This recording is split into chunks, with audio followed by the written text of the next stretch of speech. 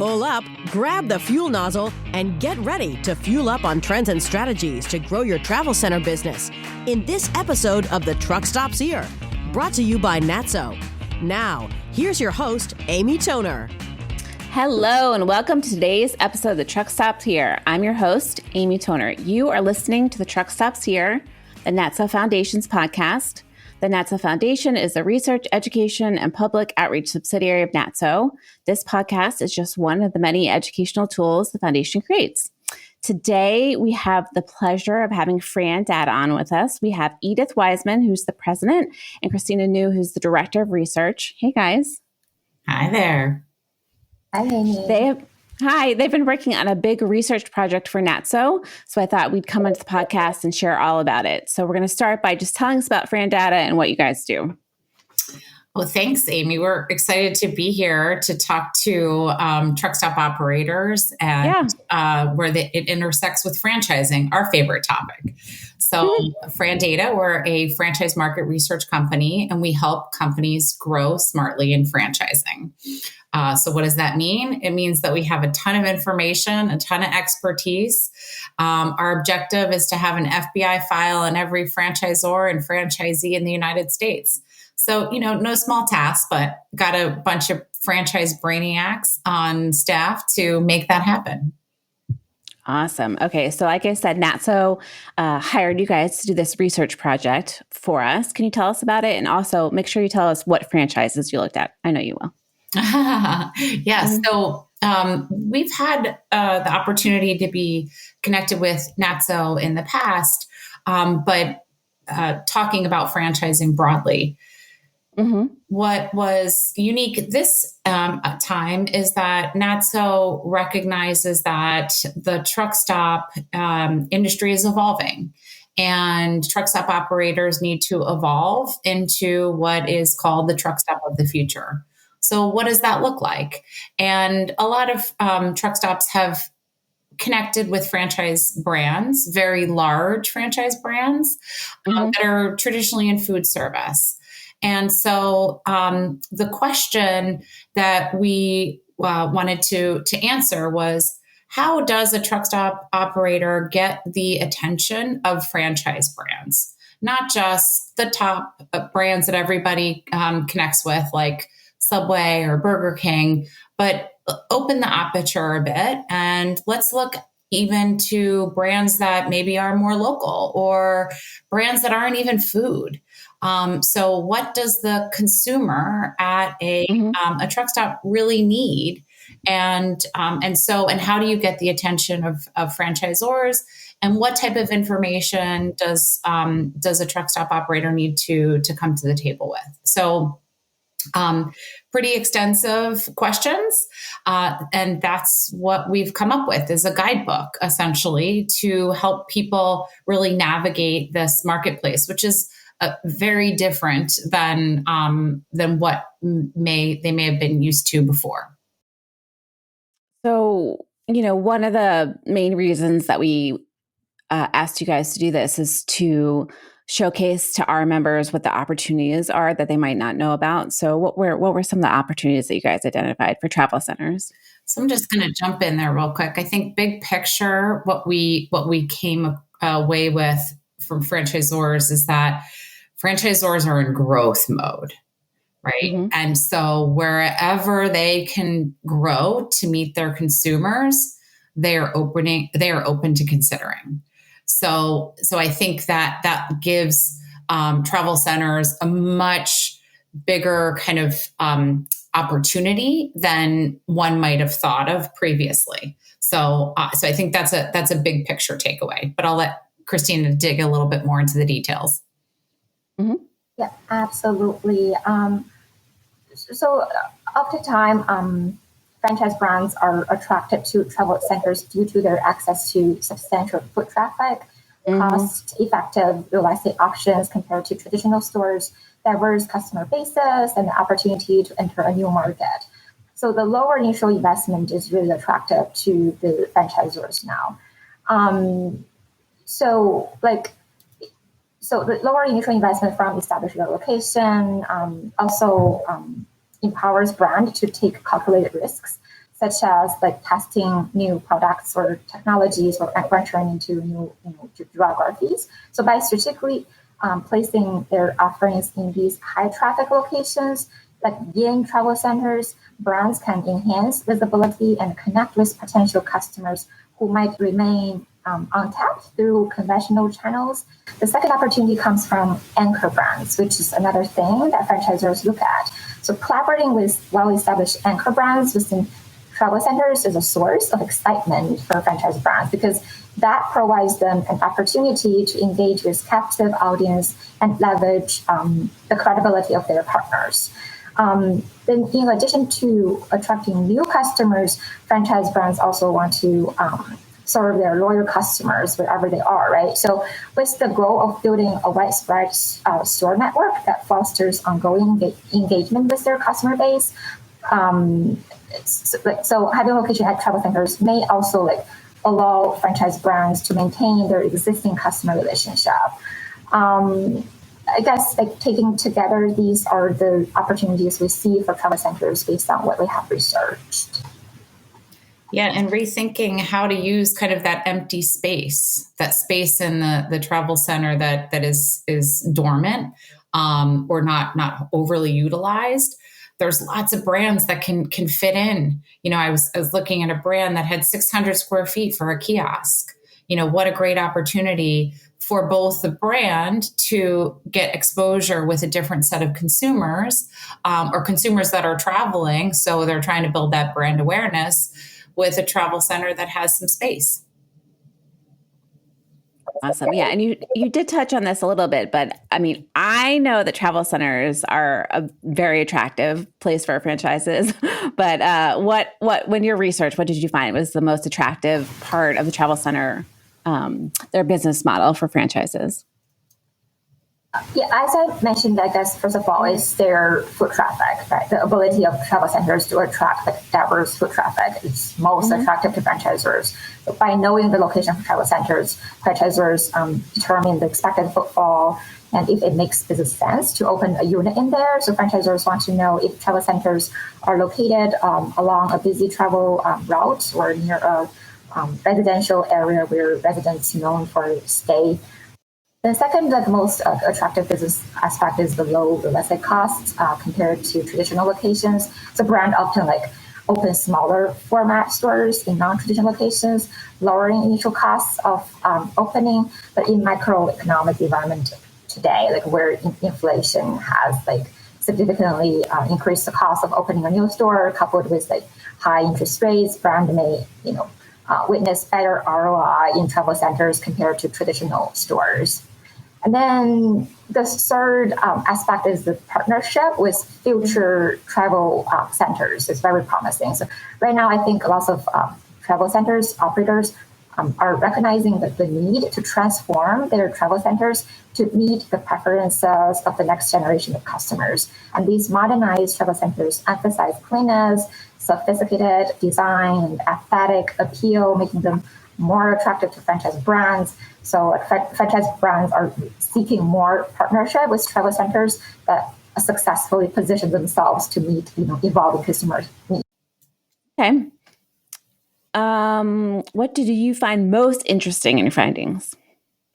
Oh, so, I thought it was interesting. We reached out to some brands that said that they didn't find non-traditional to be beneficial for them.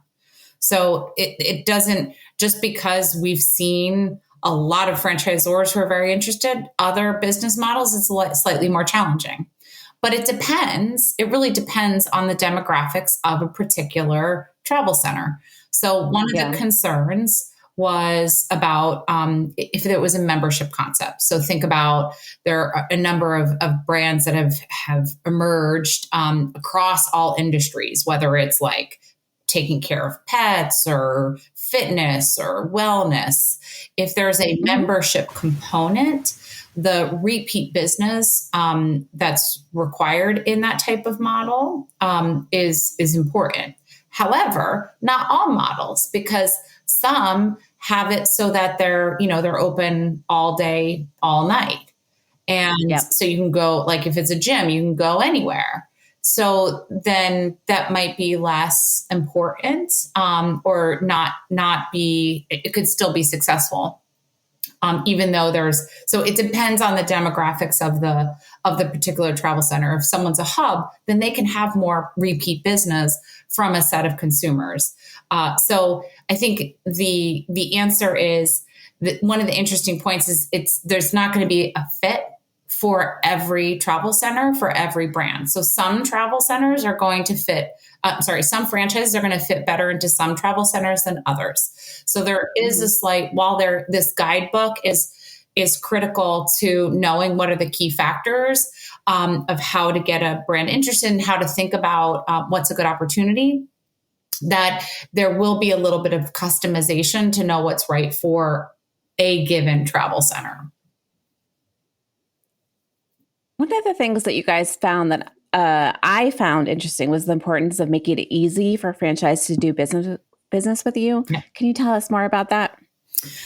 Yeah, I think I'm just chuckling because there's, one of the folks that we talked to said, oh gosh, it's so difficult because there's an RFP process and there's this perception because they're used to dealing with, when we say non-traditional, they're used to dealing with hospitals and governments or airports. And these are lengthy processes that a franchisor has to go through.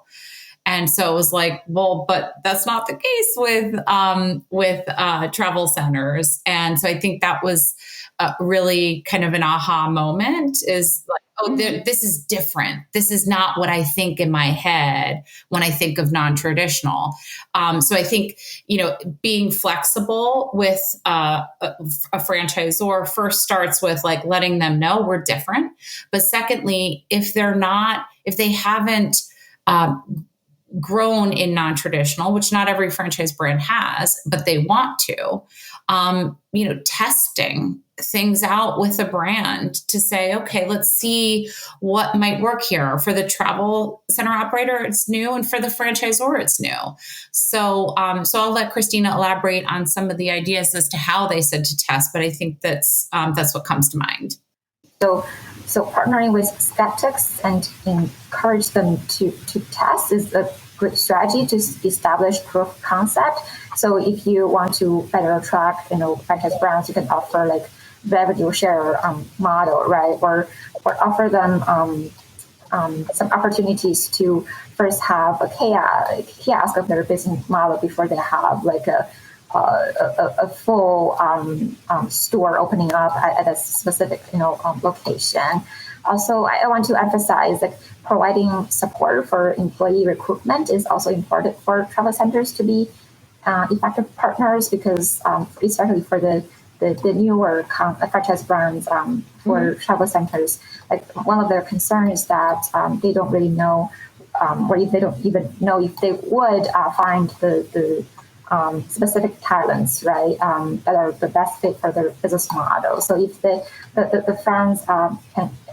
brands can show or can share with the recruitment initiatives or hiring strategies with franchisors, that could also help them overcome the barriers.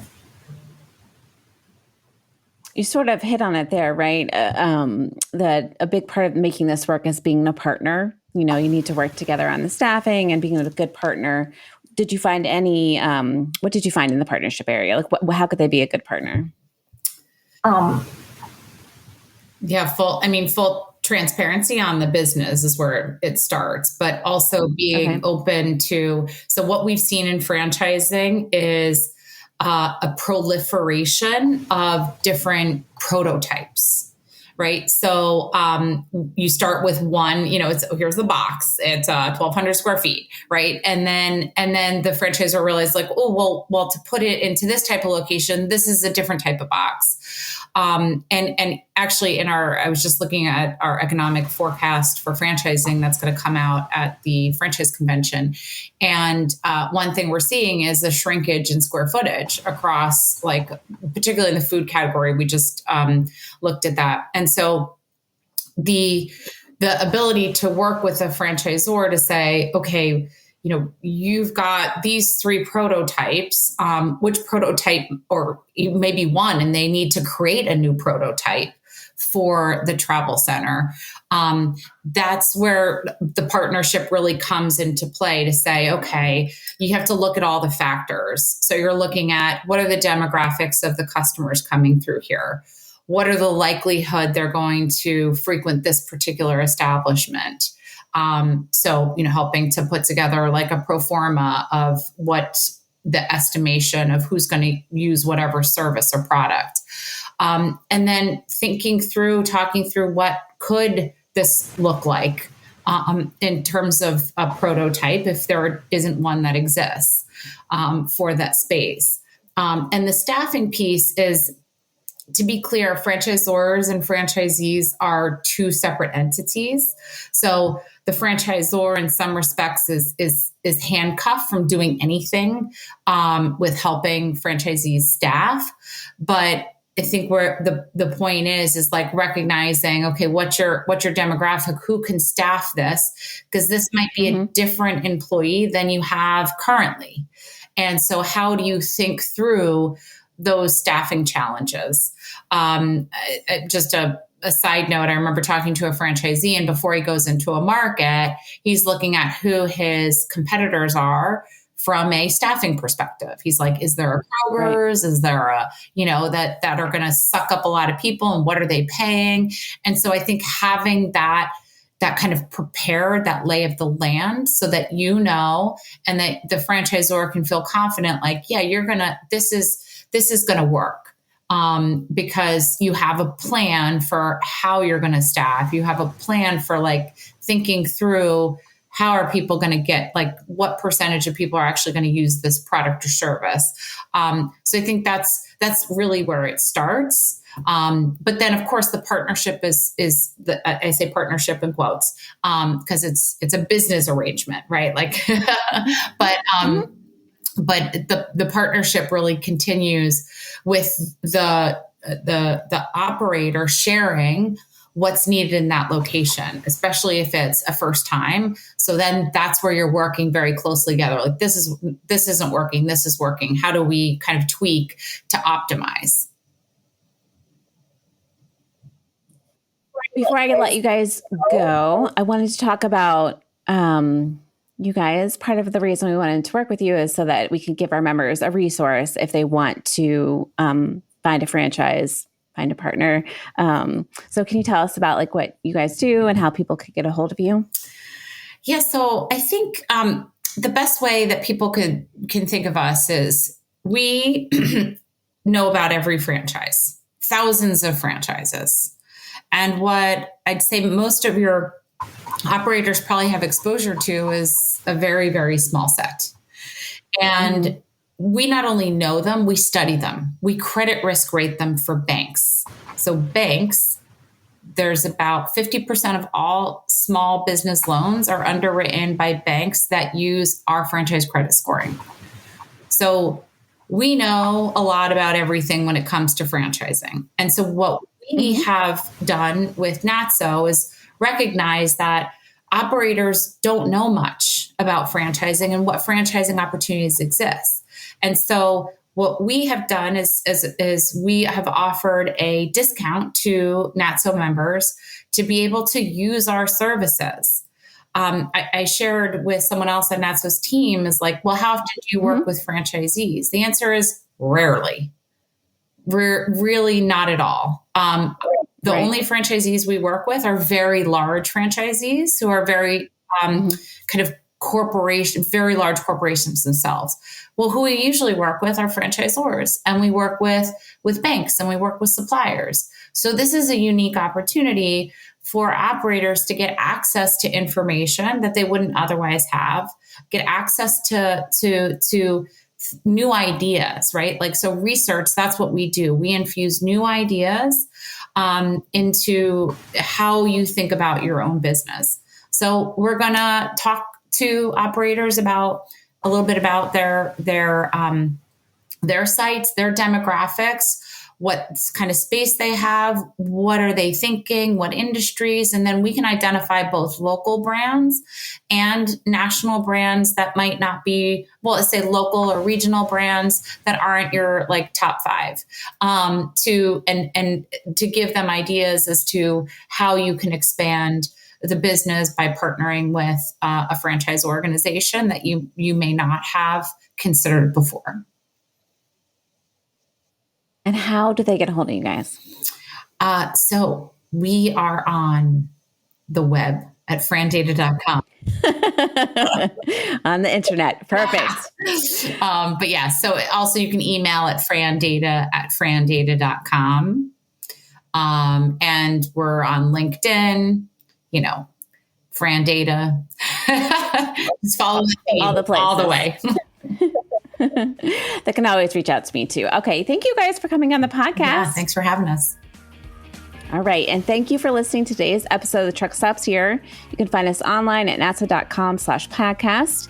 If you have any questions or if you want to be a guest or a sponsor, reach out to me at atoner@natso.com. The Truck Stops Here was brought to you by NATSO, the association representing truck stops and travel centers. Visit natso.com for more information. The Truck Stops Here is produced by NATSO in collaboration with Human Factor. Producers are Amy Toner and Darren Schulte.